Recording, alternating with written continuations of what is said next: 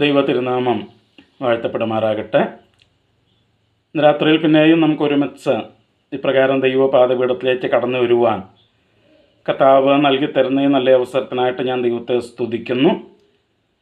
ഈ ക്ലാസ്സുകൾ ശ്രദ്ധിക്കുന്ന എല്ലാ പ്രിയപ്പെട്ടവർക്കും കർത്താവായ യേശു ക്രിസ്തുവിൻ്റെ നാമത്തിൽ എൻ്റെ സ്നേഹവന്ദനങ്ങളെ അറിയിക്കുന്നു. രാത്രി പിന്നെയും നമുക്ക് ഒരുമിച്ച് ദൈവത്തിൻ്റെ വചനത്തിലേക്ക് നമ്മുടെ ശ്രദ്ധയെ തിരിക്കാം. എഫേസ്യ ലേഖനമാണ് നമ്മൾ പഠിച്ചുകൊണ്ടിരിക്കുന്നത്. എഫേസ്യ ലേഖനം 1-ാം അധ്യായം ആണ് നമ്മൾ പഠിച്ചുകൊണ്ടിരിക്കുന്നത്. 1-ാം അധ്യായം നമ്മൾ പഠിച്ചു കഴിഞ്ഞു. കഴിഞ്ഞ ആഴ്ച നമ്മൾ 2-ാം അധ്യായത്തിലേക്ക് കയറി. 2-ാം അധ്യായത്തിൻ്റെ 1-ാം വാക്യമാണ് കഴിഞ്ഞ ആഴ്ച നമ്മൾ ചിന്തിച്ചത്. അവിടെ നമ്മൾ ചിന്തിച്ചത് എങ്ങനെയായിരുന്നു? അതിക്രമങ്ങളാലും പാപങ്ങളാലും നമ്മൾ മരിച്ചവരായിരുന്നു എന്ന് നമ്മൾ കഴിഞ്ഞ ആഴ്ച ചിന്തിച്ചു. അതിൻ്റെ അർത്ഥം എന്താണ് അതുകൊണ്ട് ദൈവത്തിൻ്റെ വചനം ഉദ്ദേശിക്കുന്ന ആ കാര്യങ്ങളൊക്കെ വിശദമായിട്ട് കഴിഞ്ഞ ആഴ്ച ചിന്തിക്കാനായിട്ട് ദൈവം നമ്മെ സഹായിച്ചു. ഇന്ന് രാത്രി നമ്മൾ അതിൻ്റെ താഴെ 2-ാം വാക്യത്തിലേക്ക് നമ്മുടെ ശ്രദ്ധയെ നമ്മൾ തിരിക്കുകയാണ്. എഫേസ്യ ലേഖനം 2-ാം അധ്യായത്തിൻ്റെ 2-ാം വാക്യം. അവിടെ നമ്മളിങ്ങനെയാണ് വായിക്കുന്നത്: അവയിൽ നിങ്ങൾ മുമ്പേ ഈ ലോകത്തിൻ്റെ കാലഗതിയെയും ആകാശത്തിലെ അധികാരത്തിനും അനുസരണക്കേടിൻ്റെ മക്കളിൽ ഇപ്പോൾ വ്യാപരിക്കുന്ന ആത്മാവിനും അധിപതിയായവനെയും അനുസരിച്ച് നടന്നു. അങ്ങനെയാണ് നമ്മൾ വായിക്കുന്നത്.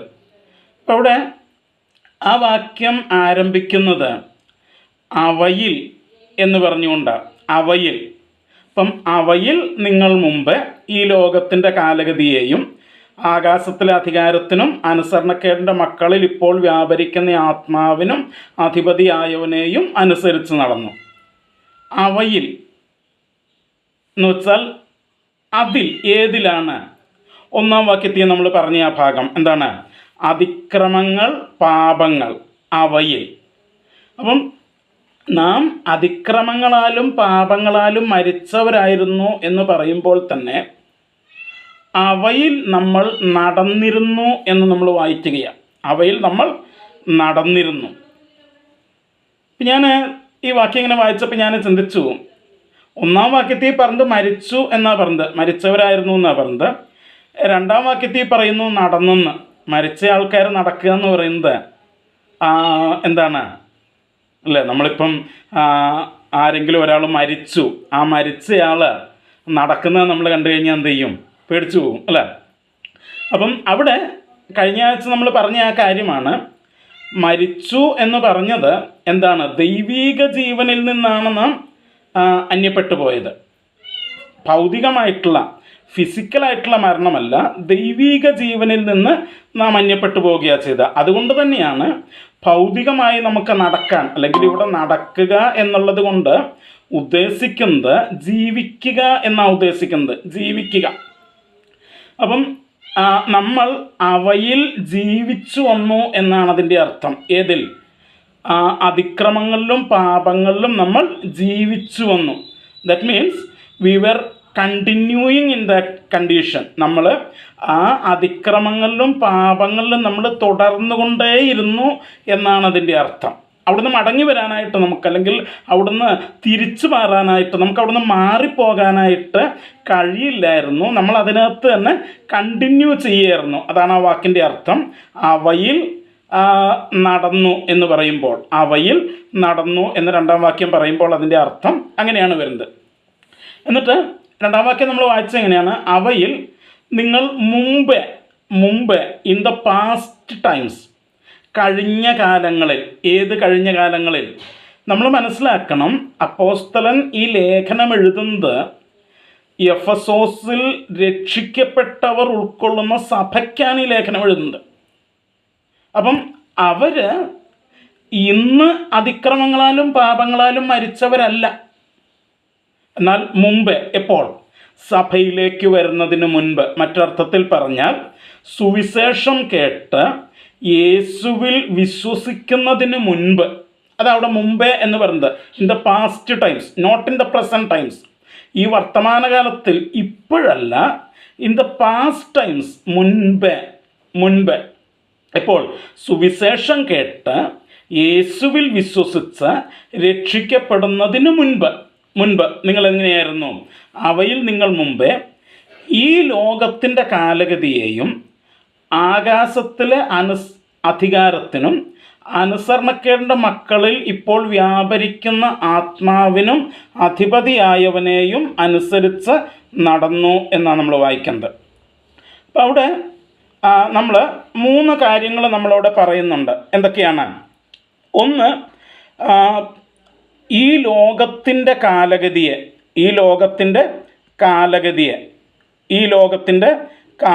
നിങ്ങൾ അനുസരിച്ച് നടന്നു.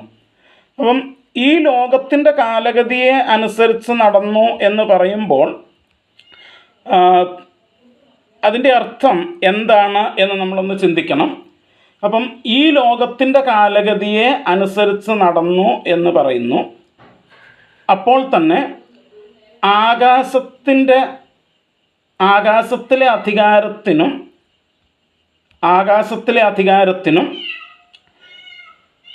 അനുസരണക്കേടിൻ്റെ മക്കളിൽ ഇപ്പോൾ വ്യാപരിക്കുന്ന ആത്മാവിനും അധിപതിയായവനെ അനുസരിച്ച് നടന്നു എന്ന് നമ്മൾ വായിക്കുകയാണ്. ഇപ്പം എന്താണ് ഇവിടെ സംഭവിക്കുന്നത്? നമ്മളവിടെ ഒന്ന് ശ്രദ്ധിച്ച് നോക്കണം. അവിടെ പറയുന്നത്, ഒന്ന്, അവിടെ ഈ ലോകത്തിൻ്റെ കാലഗതിയെ അനുസരിച്ച് നടന്നു. ഓക്കെ, അപ്പം നമ്മളവിടെ വായിച്ചത്, നിങ്ങൾ മുമ്പേ ഈ ലോകത്തിൻ്റെ കാലഗതിയെ അനുസരിച്ച് നടന്നു. ഈ ലോകത്തിൻ്റെ കാലഗതി എന്താണ്? ഈ ലോകത്തിൻ്റെ കാലഗതി എന്ന് പറയുമ്പോൾ അവിടെ അർത്ഥമാക്കിയിരിക്കുന്നത്, ഇംഗ്ലീഷിൽ നമ്മളത് വായിക്കുന്നത് the course of this world എന്ന, ഈ ലോകത്തിൻ്റെ ഒരു ഗതി, ഒരു ഒഴുക്ക്, ഈ ലോകത്തിൻ്റെ ഒരു പോക്ക്, ആ പോക്കിനനുസരിച്ച് നിങ്ങൾ നടക്കുകയായിരുന്നു എന്നാണ് നമ്മളവിടെ വായിക്കുന്നത്. അപ്പം എന്താണ് ഇവിടെ ലോകം എന്നുള്ളത് കൊണ്ട് ഉദ്ദേശിച്ചിരിക്കുന്നത് എന്ന് ചോദിച്ചാൽ, അതിന് ഏറ്റവും ലളിതമായിട്ട് നമുക്ക് പറയാവുന്ന ഡെഫിനിഷൻ എന്ന് പറയുന്നത്, ദ വേൾഡ് അല്ലെങ്കിൽ അവിടെ ലോകം എന്നുള്ളത് കൊണ്ട് ഉദ്ദേശിച്ചിരിക്കുന്നത്, it is the fundamental believe system of unbelievers. അവിശ്വാസികളായിട്ടുള്ള ആളുകളുടെ വിശ്വാസം, അവർ വിശ്വസിക്കുന്ന ഒരു സിസ്റ്റം ഓഫ് തിങ്സ് ഉണ്ട്. അവർ വിശ്വസിക്കുന്ന ഒരു സെറ്റ് വിശ്വാസങ്ങളുണ്ട്. ആ വിശ്വാസത്തെയാണ് ഇവിടെ ഈ ലോകത്തിൻ്റെ കാലഗതി എന്നുള്ളത് കൊണ്ട് ഉദ്ദേശിച്ചിരിക്കുന്നത്. ഓക്കെ, ഈ ലോകത്തിൻ്റെ കാലഗതി. അപ്പം എന്താണ്?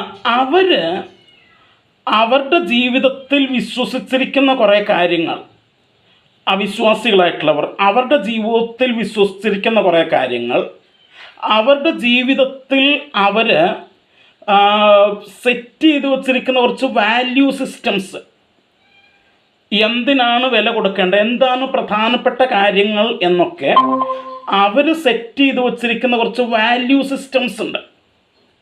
ഇപ്പോൾ ഉദാഹരണത്തിന് നമുക്കറിയാം, വിശ്വാസികളല്ലാത്തവരെ സംബന്ധിച്ചിടത്തോളം അവരുടെ ബിലീഫ് അല്ലെങ്കിൽ അവരുടെ വിശ്വാസം എന്ന് പറയുന്നത് എല്ലാം ഈ ലോകവുമായിട്ട് ബന്ധപ്പെട്ടിട്ടുള്ള കാര്യങ്ങളാണ്.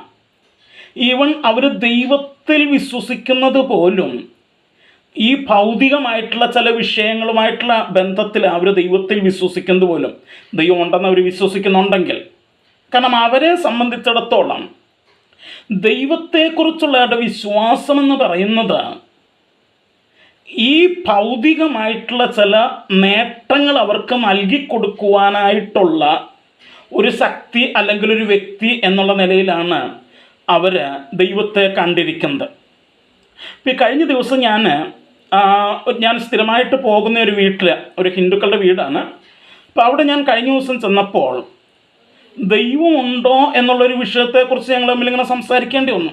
അപ്പോൾ അവർ ചോദിക്കുന്നത്, ദൈവം ഉണ്ടെങ്കിൽ എന്തുകൊണ്ട് ഞങ്ങളുടെ പ്രാർത്ഥന കേൾക്കുന്നില്ല, ദൈവം ഉണ്ടെങ്കിൽ ഞങ്ങൾ ഇത്രയും പ്രാർത്ഥിച്ചിട്ട് എന്തുകൊണ്ട് ഞങ്ങൾക്ക് മറുപടി തരുന്നില്ല എന്നൊക്കെ അവർ ചോദിക്കുന്നുണ്ട്. അപ്പം ഞാൻ അവരോട് പറഞ്ഞത്, ദൈവത്തെക്കുറിച്ചുള്ള നിങ്ങളുടെ കാഴ്ചപ്പാട് തെറ്റാണ്. കാരണം ദൈവമെന്ന് പറയുന്ന ആ വ്യക്തി നിങ്ങൾ പ്രാർത്ഥിക്കുമ്പോൾ നിങ്ങൾ ദൈവത്തോട് ആവശ്യപ്പെടുന്ന കാര്യങ്ങൾ അനുസരിക്കാനായിട്ടിരിക്കുന്ന ഒരു സെർവൻ്റ് അല്ല ദൈവം. പലപ്പോഴും നമ്മൾ ദൈവത്തെക്കുറിച്ച് ചിന്തിക്കുന്ന അതാണ്. നമുക്ക് ആവശ്യം വരുമ്പോൾ നമ്മൾ പ്രാർത്ഥിക്കുന്ന നേരത്ത് ദൈവം അത് നടത്തി തരണം. ഇതാണ് ദൈവത്തെക്കുറിച്ചുള്ള നമ്മുടെ കൺസെപ്റ്റ് എന്ന് പറയുന്നത്.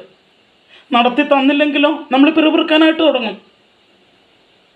ഞാനത് അവിശ്വാസികൾ എന്ന് പറഞ്ഞെങ്കിലും സത്യത്തിൽ അത് അവിശ്വാസികളുടെ മനോഭാവമാണത്. ഇന്ന് വിശ്വാസികളെന്ന് പറയപ്പെടുന്നവരും ഈവൻ പാസ്റ്റേഴ്സ് എന്ന് പറയപ്പെടുന്നവരുടെ മനോഭാവം പോലും ഇത് തന്നെയാണ്. കാരണം ഇന്നത്തെ 99% പ്രസംഗങ്ങൾ നിങ്ങൾ കേട്ട് കഴിയുമ്പോൾ ദൈവത്തെ നിങ്ങളുടെ എന്തോ ഒരു അടിമയായിട്ട് എന്ത് ചെയ്യാണ് ചിത്രീകരിക്കുന്ന പ്രസംഗങ്ങളാണ് നമ്മൾ കേൾക്കുക. ഞാൻ കഴിഞ്ഞ ദിവസം ഒരാളുടെ പ്രസംഗം കേട്ടു. ഒരു വളരെ പ്രസിദ്ധനായിട്ടുള്ള ഒരാളാണ്. അദ്ദേഹം പ്രസംഗിച്ചപ്പോൾ പറയുകയാണ്, എന്താണ് സുവിശേഷത്തിൽ കർത്താവ് പറഞ്ഞൊരു പ്രയോഗം എടുത്തിട്ട് പറയുക, ഭൂമിയിൽ നിങ്ങൾ കെട്ടുന്നതൊക്കെയും സ്വർഗത്തിലും കെട്ടപ്പെട്ടിരിക്കും, ഭൂമിയിൽ നിങ്ങൾ അഴിക്കുന്നതൊക്കെയും സ്വർഗത്തിലും അഴിഞ്ഞിരിക്കും എന്ന് ആ വാക്യം എടുത്തിട്ട് അദ്ദേഹം പറയുകയാണ്, നിങ്ങൾ ഭൂമിയിൽ എന്തെങ്കിലും കെട്ടിക്കഴിഞ്ഞാൽ അത് യേശുവിന് പോലും അഴിക്കാൻ പറ്റില്ല. കാരണം യേശു പോലും നിങ്ങളുടെ താഴെയാണെന്ന്. നോക്കിക്കേ, ഇതാണ് നമ്മുടെ പ്രസംഗങ്ങൾ. ഇതാണ് നമ്മൾ എന്ത് ചെയ്യുന്നത്, വിശ്വാസികളെ പഠിപ്പിക്കാനായിട്ട് ശ്രമിക്കുന്നത്. അവരും ഇത് തന്നെയാണ് വിശ്വസിക്കുന്നത്. അതുകൊണ്ട് തന്നെയാണ് ഇന്നത്തെ നമ്മുടെ സഭകൾ അവിശ്വാസികളെ കൊണ്ട് നിറഞ്ഞിരിക്കുന്നത്. വെളിപ്പാട് പുസ്തകത്തിൽ നമ്മൾ വായിക്കുന്നത് പോലെ, ജീവനുള്ളവനെന്ന് നിനക്ക് പേരുണ്ട്, പക്ഷെ നീ ചത്തവനാ.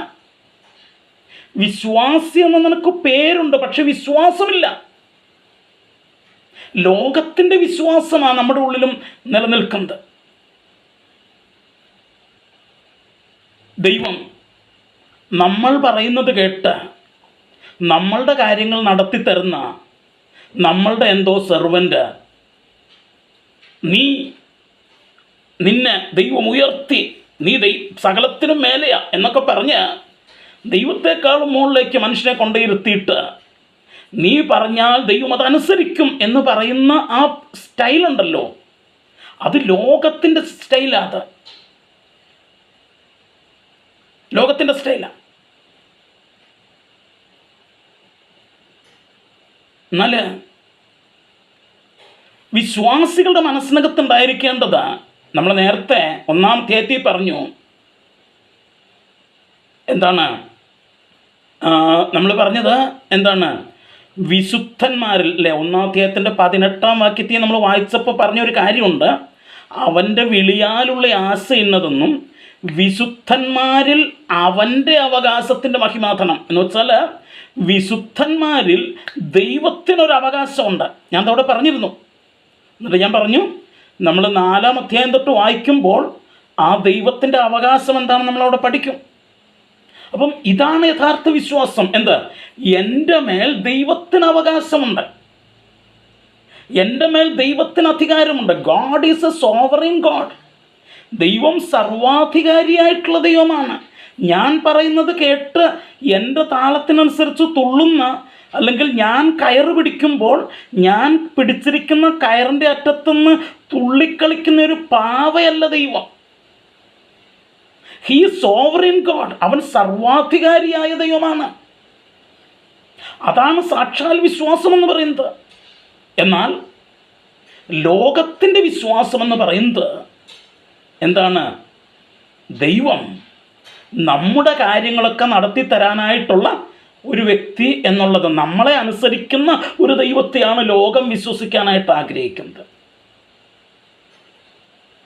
അതിക്രമങ്ങളിലും പാപങ്ങളിലും മരിച്ചിരുന്ന സമയത്ത് എന്ന് വെച്ചാൽ ആ ദൈവീക ജീവനിൽ നിന്ന് നാം അന്യപ്പെട്ടു നിന്നിരുന്ന സമയത്ത് ദൈവത്തെക്കുറിച്ച് നമുക്കുണ്ടായിരുന്ന കൺസെപ്റ്റും ഇത് തന്നെയായിരുന്നു. ഇന്നും ഇതിനകത്തുനിന്ന് മാറിയിട്ടില്ലെങ്കിൽ അതിൻ്റെ അർത്ഥം വളരെ താഴ്മയോടെ ഞാൻ പറയട്ടെ, ഇന്നും ദൈവീക ജീവൻ അനുഭവിക്കാനായിട്ട് തുടങ്ങിയിട്ടില്ലെന്നുള്ളതാണ്. ഓക്കെ, അപ്പം ഞാൻ മുമ്പോട്ടേക്ക് പോവുക. അപ്പോൾ നമ്മൾ ഒന്നാമത് ഈ ലോകത്തിൻ്റെ കാലഗതിയെ അനുസരിച്ച് അവയിൽ നടന്നു എന്ന് പറഞ്ഞു. രണ്ടാമത് പറഞ്ഞത് എന്താണ്? ആകാശത്തിലെ അധികാരത്തിനും അനുസരണക്കേടിൻ്റെ മക്കളിൽ ഇപ്പോൾ വ്യാപരിക്കുന്ന ആത്മാവിനും അധിപതിയായവനെയും അനുസരിച്ച് നടന്നു. അപ്പം എന്താണ്? The prince of the power of air, ആകാശത്തിലെ അധികാരത്തിൻ്റെ അധിപതിയായവൻ, ആകാശത്തിലെ അധികാരത്തിൻ്റെ അധിപതിയായവൻ. നോക്കിക്കേ, ഇവിടെ നമ്മൾ വായിക്കുന്നത് the prince of the power of air എന്ന. നമുക്കറിയാം, സാത്താനെ ദൈവത്തിൻ്റെ വചനം ഈ ലോകത്തിൻ്റെ മുഴുവൻ അധിപതിയായിട്ടാണ് ചിത്രീകരിക്കുന്നത്. ഈ ലോകത്തിൻ്റെ മുഴുവൻ അധിപതിയായിട്ട്, ഈ ലോകത്തിൻ്റെ മുഴുവൻ അധിപതിയായിട്ട് വേദപുസ്തകം വളരെ വ്യക്തമായിട്ട് പറയുന്നുണ്ട്, ഈ ലോകത്തിൻ്റെ അധിപതി അത് സാത്താനാണ് എന്ന്. അപ്പം നമുക്ക് ഒന്നിട്ട് വാക്യങ്ങളൊന്ന് വായിച്ചു നോക്കാം. യോഹന്നാൻ എഴുതിയ ഒന്നാം ലേഖനം, ആ ലേഖനത്തിൻ്റെ 5-ാം അധ്യായത്തിലേക്ക് നമ്മൾ വരുമ്പോൾ, യോഹന്നാൻ എഴുതിയ ഒന്നാം ലേഖനം അതിൻ്റെ 5-ാം അധ്യായത്തിൻ്റെ 19-ാം വാക്യം. അവിടെ നമ്മളിങ്ങനെയാണ് വായിക്കുന്നത്: നാം ദൈവത്തിൽ നിന്നുള്ളവർ എന്ന് നാം അറിയുന്നു, സർവ്വലോകവും ദുഷ്ടൻ്റെ അധീനതയിൽ കിടക്കുന്നു. അപ്പം അവിടെ നമ്മൾ വായിക്കുന്ന ഇതാണ്, സർവ്വലോകവും ദുഷ്ടൻ്റെ അധീനതയിൽ കിടക്കുന്നു. നമുക്കറിയാം, സുവിശേഷങ്ങൾ നമ്മൾ പഠിക്കുമ്പോൾ പിശാച്, സാത്താൻ കർത്താവിനെ പരീക്ഷിക്കുവാനായിട്ട് മരുഭൂമിയിൽ കർത്താവിൻ്റെ അടുക്കൽ ചെന്നപ്പോൾ സാത്താൻ അവിടെ ഉപയോഗിക്കുന്നൊരു പദപ്രയോഗമുണ്ട്. ഈ സർവ്വലോകത്തെയും കാണിച്ചു കൊടുത്തിട്ട് സാത്താൻ പറയുകയാണ്, ഇതെല്ലാം എൻ്റെ പക്കൽ ഭരമേൽപ്പിച്ചിരിക്കുന്നു, നീ വീണ് എന്നെ നമസ്കരിച്ചാൽ ഇത് ഞാൻ നിനക്ക് തരും. അപ്പോൾ സർവ്വലോകവും ദുഷ്ടൻ്റെ അല്ലെങ്കിൽ സാത്താൻ്റെ അധികാരത്തിലാണ് കിടക്കുന്നത്. ഇനി 2 കൊരിന്ത്യർ ലേഖനം അതിൻ്റെ 4-ാം അധ്യായത്തിൻ്റെ 3-4 വാക്യങ്ങൾ, 2 കൊരിന്ത്യർ ലേഖനം 4-ാം അധ്യായത്തിൻ്റെ 3-4 വാക്യങ്ങൾ വായിക്കുമ്പോൾ അവിടെ പൗലോസും ഉപയോഗിക്കുന്നൊരു പ്രയോഗമുണ്ട്. എന്നാൽ ഞങ്ങളുടെ സുവിശേഷം മറഞ്ഞിരിക്കുന്നു എങ്കിൽ നശിച്ചു പോകുന്നവർക്കത്രേ മറഞ്ഞിരിക്കുന്നു. ദൈവപ്രതിമയായ ക്രിസ്തുവിൻ്റെ തേജസ്സുള്ള സുവിശേഷത്തിൻ്റെ പ്രകാശനം ശോഭിക്കാതിരിക്കാൻ ഈ ലോകത്തിൻ്റെ ദൈവം അവിശ്വാസികളുടെ മനസ്സ് കുരുടാക്കി. അപ്പം the God of this world, ഈ ലോകത്തിൻ്റെ ദൈവം. അപ്പോൾ സാത്താനെ ബൈബിൾ ഈ ലോകത്തിൻ്റെ അധിപതിയായിട്ടാണ് വിശേഷിപ്പിച്ചിരിക്കുന്നത്. അപ്പം ആകാശത്തിലെ അധികാരത്തിനും അനുസരണക്കേടിൻ്റെ മക്കളിൽ ഇപ്പോൾ വ്യാപരിക്കുന്ന ആത്മാവിനും അധിപതിയായവൻ എന്ന് പറയുമ്പോൾ ദറ്റ് ഈസ് ക്ലിയർലി സൈറ്റൻ. സാത്താനെ അനുസരിച്ച് നടക്കുന്ന ഒരു സമൂഹമായിരുന്നു മുമ്പേ ഇവർ എന്നാണ് അപ്പോസ്തലൻ പറയുന്നത്.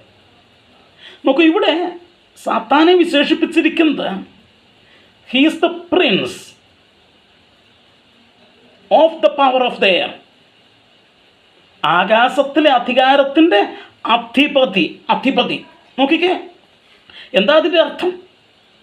ഒരു രാജാവിനെ പോലെ തൻ്റെ ആ റലത്തിൽ, തൻ്റെ ആ പ്രവർത്തന മേഖലയിൽ സാത്താൻ 1-ാം സ്ഥാനം കൈയാളുകയായിരുന്നു.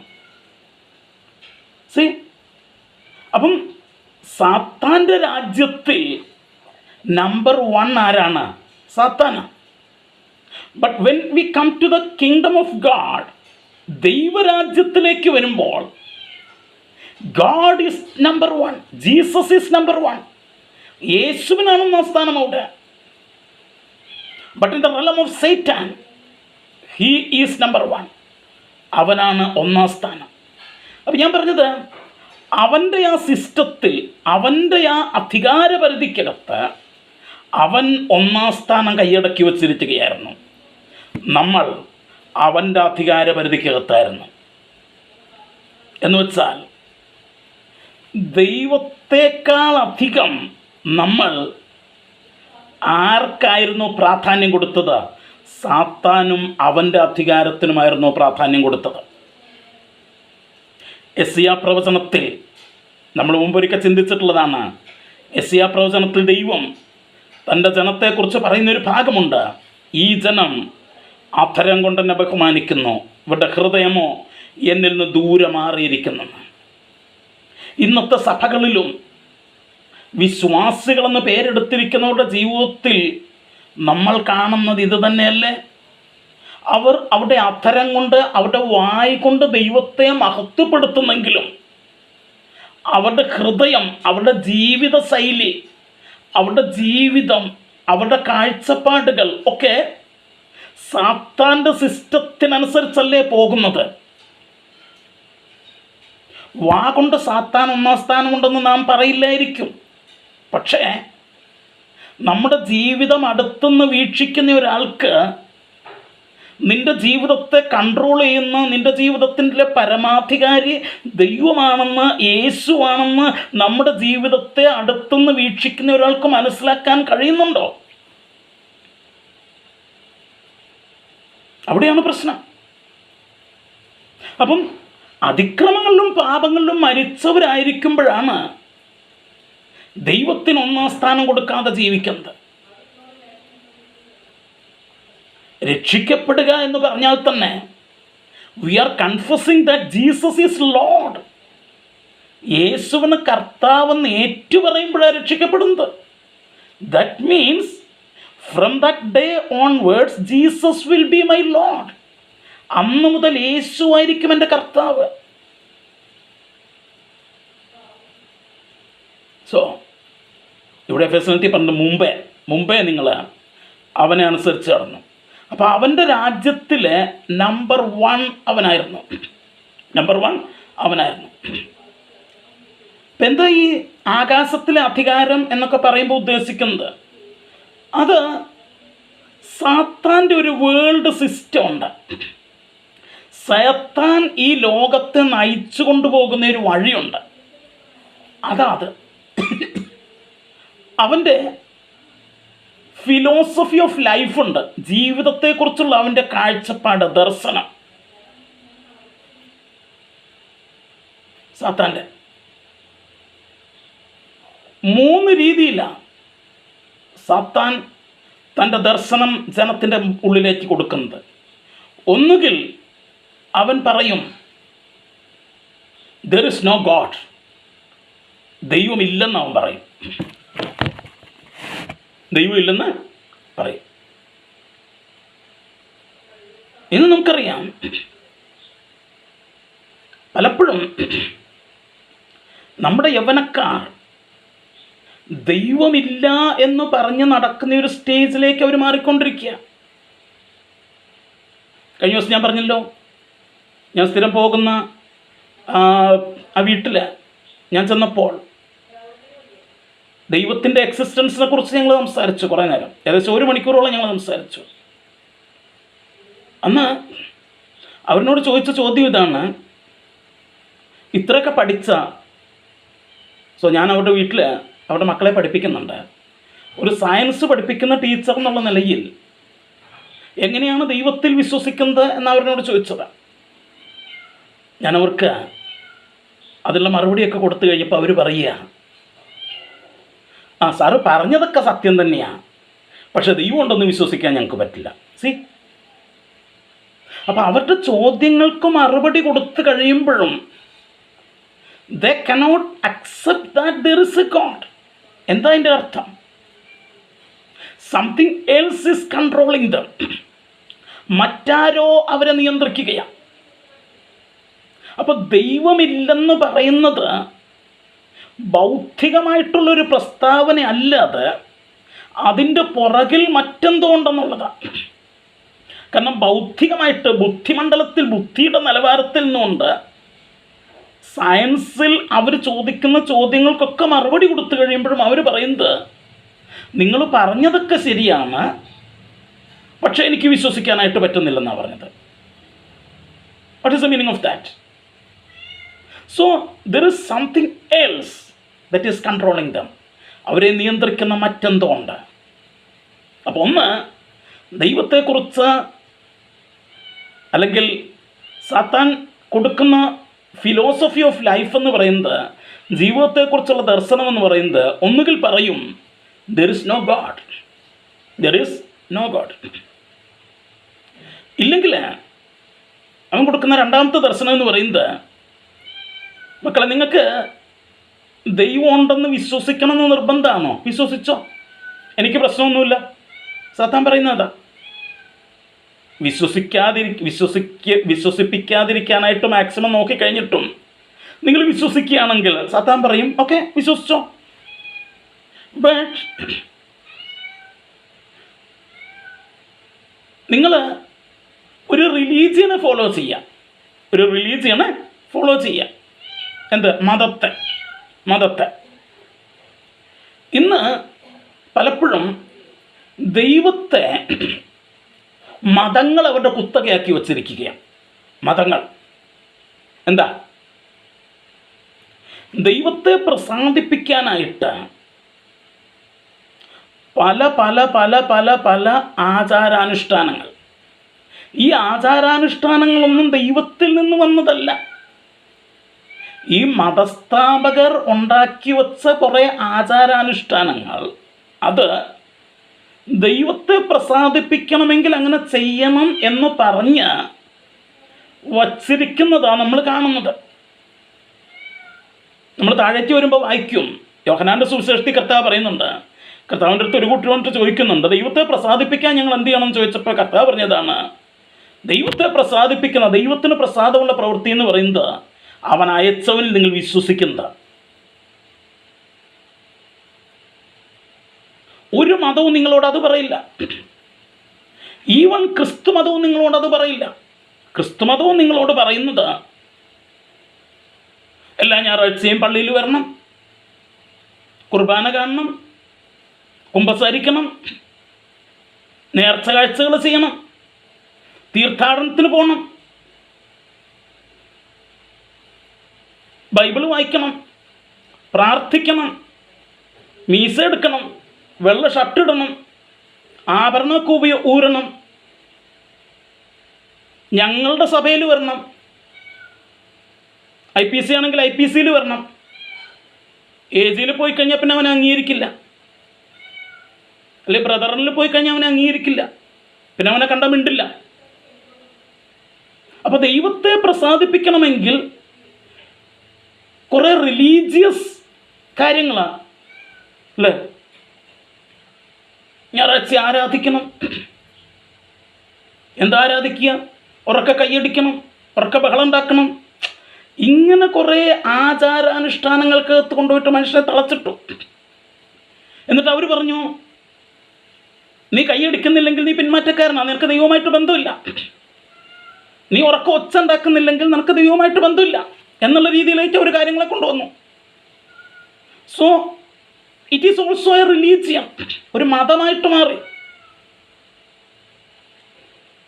പ്രസംഗിക്കുമ്പോൾ നമ്മൾ ഞങ്ങൾക്ക് മതമൊന്നുമില്ലെന്ന് പറഞ്ഞാലും ഉള്ള കാര്യം തുറന്നു പറഞ്ഞാൽ മതമുള്ളവരാ, മതം തന്നെയായത്. ഇതൊരു മതമായിട്ട് മാറി. ഇതൊരു മതമായിട്ട് മാറി. എന്നിട്ട് പറയും, ഞങ്ങൾ പറയുന്ന അനുസരിച്ചില്ലെങ്കിൽ സ്വർഗം തരിസ് കിടന്നാലും നിന്നെ ദൈവം സ്വർഗത്തിൽ കയറ്റത്തില്ലെന്നും പറയും. സോ കംപ്ലീറ്റ്ലി ഫീൽഡ് ഒരു മതമായിട്ട് മാറി. അപ്പം പിശാച് ഒന്നെങ്കിൽ ദൈവമില്ലെന്ന് പറഞ്ഞു വയ്ക്കും, ഇല്ലെങ്കിൽ മതത്തിലേക്ക് കൊണ്ടുവന്ന് വയ്ക്കും. എന്നിട്ട് മതത്തിലേക്ക് കൊണ്ടുവന്ന് വെച്ചിട്ട് അവൻ പറയുന്നൊരു കാര്യമുണ്ട്. എന്താണ് അവൻ പറയുന്നത്? ദൈവത്തെക്കുറിച്ച് അല്ലെങ്കിൽ ദൈവത്തിൽ ആശ്രയിക്കാത്ത ഒരു നീതീകരണം, അതായത് സ്വയനീതീകരണം. ഇന്ന് പലപ്പോഴും നമ്മൾ കേൾക്കുന്ന ഒരു കാര്യമാണ്, മാൻ ഈസ് ബേസിക്കലി ഗുഡ്. മനുഷ്യൻ ബേസിക്കലി നല്ലവനാണ് എന്നാണ് പറയുന്നത്. But the Bible is saying we are by nature the children of wrath. നമ്മൾ അടുത്ത വാക്യത്തിൽ വരും, പ്രകൃതിയാൽ നമ്മൾ കോപത്തിൻ്റെ മക്കളാണെന്നാണ് ബൈബിൾ പറയുന്നത്. സോ ഇന്നത്തെ ലോകം അല്ലെങ്കിൽ സാത്താൻ അവൻ ശ്രമിക്കുന്നത് ദൈവമില്ലാത്ത, ദൈവത്തിൽ ആശ്രയിക്കാത്ത ഒരു സ്വയനീതി ഉണ്ടാക്കിയെടുക്കുകയാണ്. അല്ലെ, ചിലരോടൊക്കെ സുവിശേഷം പറയുമ്പം അവർ പറയാറില്ലേ, ഞങ്ങളങ്ങനെ വലിയ പാപമൊന്നും ചെയ്യുന്നില്ല. എന്താ അതിൻ്റെ അർത്ഥം? ഞങ്ങൾ നീതിമാന്മാരാ. ലൂക്കോസ് സുവിശേഷം 18-ാം അധ്യായത്തിൽ പ്രാർത്ഥിക്കാൻ പോയ പരീശനെ പോലെ ഞങ്ങൾ തെറ്റൊന്നും ചെയ്യുന്നില്ല, അതുകൊണ്ട് ഞങ്ങൾക്ക് ദൈവത്തിൻ്റെ ആവശ്യം ഇല്ല. ഒരു തരം സ്വയനീതീകരണം, അതിലുള്ള ആശ്രയത്തിലേക്ക് സാത്താൻ അവരെ കൊണ്ടുപോവുക. മാത്രമല്ല, പാപം എന്നൊരു കൺസെപ്റ്റ് തന്നെ സാത്താൻ എടുത്തു മാറ്റിക്കളയുക. ഇന്ന് പലപ്പോഴും പാപത്തെ പാപമെന്ന് വിളിക്കാനായിട്ട് നമുക്കൊക്കെ പേടിയാണ്. എന്താ കാര്യം? അതാണ് ലോകത്തിൻ്റെ ഒഴുക്കെന്ന് പറയുന്നത്. അതാണ് ലോകത്തിൻ്റെ ഒഴുക്ക്. അതിന്ന് എവിടെ എത്തി? സഭയ്ക്കകത്തും എത്തി. അപ്പം ഈ 3 കാര്യങ്ങൾ എന്തൊക്കെയാണ്? ഒന്ന്, അവൻ്റെ ജീവിതത്തെക്കുറിച്ചുള്ള ദർശനം. 2, ആ ദർശനത്തിൽ നമ്മൾ 3 കാര്യങ്ങളാണ് പറഞ്ഞത്. ഒന്ന്, ഡിനൈങ് ഗോഡ്, ദൈവമില്ലെന്ന് എന്ത് ചെയ്യുക? പറയുക. പിന്നെ ദൈവമുണ്ടെന്നാണെങ്കിൽ ദൈവത്തെ ഒരു മതത്തിൻ്റെ ദൈവമാക്കി ചിത്രീകരിക്കുക.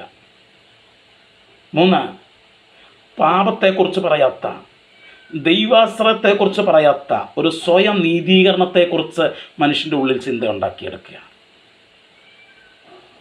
ഇതൊക്കെയാണ് ഈ പവർ ഓഫ് ദ എയർ എന്ന് പറയുമ്പോൾ നമ്മൾ ഉദ്ദേശിക്കുന്നത്.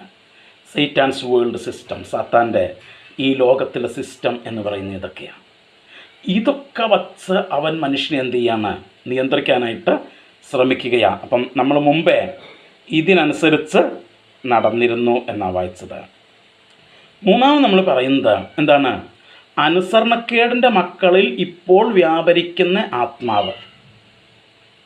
നോക്കിക്കേ, ഇപ്പോൾ അനുസരണക്കേടിൻ്റെ മക്കളിൽ ഒരു ആത്മാവ് എന്ന് പറഞ്ഞാൽ നമ്മൾ മനസ്സിലാക്കണം, ഇറ്റ്സ് എ പ്രിൻസിപ്പിൾ, ഒരു തത്വം, ഒരു സിദ്ധാന്തം, ഒരു പ്രിൻസിപ്പിൾ വർക്ക് ചെയ്യുന്നുണ്ട്. അതാണ് അവിടെ ഉദ്ദേശിച്ചിരിക്കുന്നത്. അപ്പം ആ പ്രിൻസിപ്പിൾ എവിടെ? അനുസരണക്കേടിൻ്റെ മക്കളിൽ വ്യാപരിക്കുന്ന ആ പ്രിൻസിപ്പിൾ. അപ്പം എന്താണ്? അത് വ്യാപരിച്ചു കൊണ്ടിരിക്കുക, അറ്റ് വർക്ക്, അത് പ്രവർത്തന നിരതമായിരിക്കുകയാണ് ആ പ്രിൻസിപ്പിൾ. അവിശ്വാസികളുടെ ജീവിതത്തിൽ ആ പ്രിൻസിപ്പിൾ അത് പ്രവർത്തന നിരതമായിരിക്കൊണ്ടേയിരിക്കുകയാണ്. ഓക്കെ,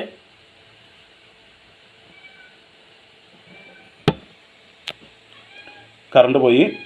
ഞാനിത് കൺക്ലൂഡ് ചെയ്യാണ്. ഇത് കംപ്ലീറ്റ് ചെയ്തിട്ട് ഞാൻ നിർത്താനായിട്ട് പോവാണ്. അപ്പോൾ സാത്താൻ അവിടെ എന്ത് ചെയ്യാണ്? അവിശ്വാസികളെ നിയന്ത്രിച്ച് അവരുടെ വേൾഡ് വ്യൂ, അവരുടെ ലോകത്തെക്കുറിച്ചുള്ള കാഴ്ചപ്പാടിനെ നിയന്ത്രിക്കുന്ന ഭാഗമാണ് ആ അനുസരണക്കേടിൻ്റെ മക്കളിൽ ഇപ്പോൾ വ്യാപരിക്കുന്ന അധിപതി എന്ന് പറയുമ്പോൾ, ആ ആത്മാവ് എന്ന് പറയുമ്പോൾ അവിടെ ഉദ്ദേശിക്കുന്നത്.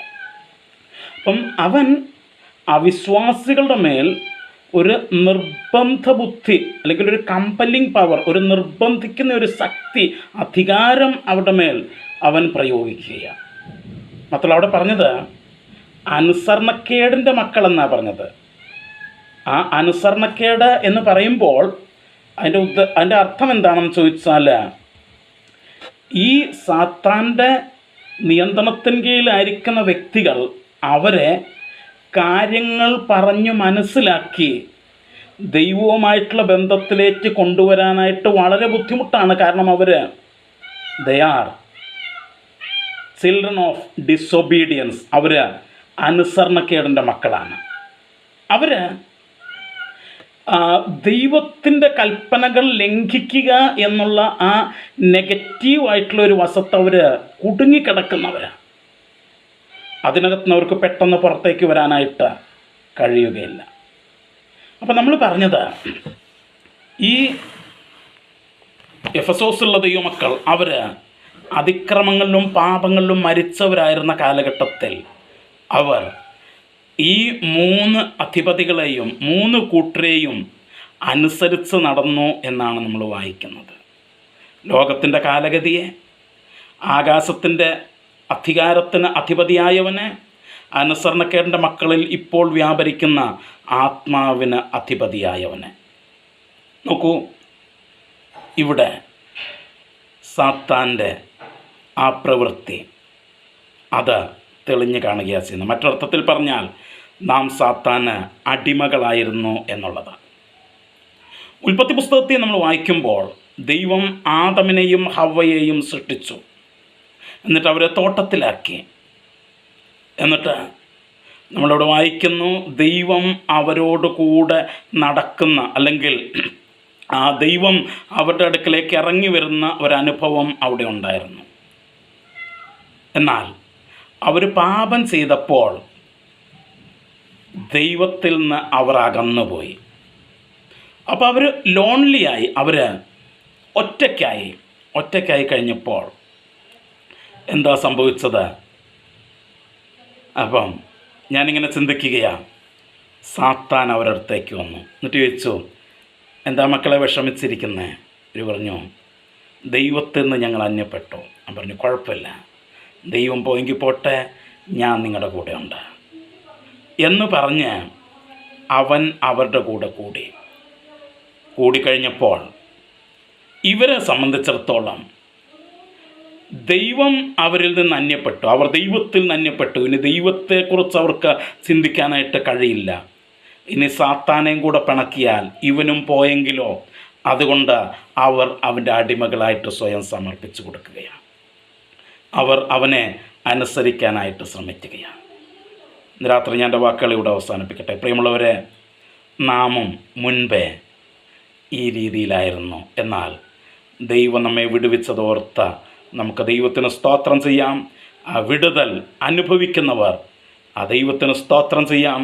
ആ വിടുതൽ ഇന്നും നിങ്ങൾ അനുഭവിക്കാൻ കഴിയുന്നില്ലെങ്കിൽ അതിൻ്റെ അർത്ഥം നിങ്ങൾക്ക് യേശുവിനെ ആവശ്യമുണ്ട്. മതങ്ങൾക്ക് നിങ്ങളെ വിടുവിക്കാനായിട്ട് കഴിയില്ല. ലോകത്തിലെ തത്വചിന്തകൾക്ക് നിങ്ങളെ വിടുവിക്കാനായിട്ട് കഴിയില്ല.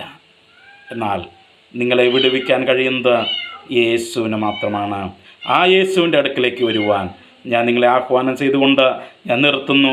ദൈവം നമ്മെ ധാരാളമായിട്ട് അനുഗ്രഹിക്കട്ടെ.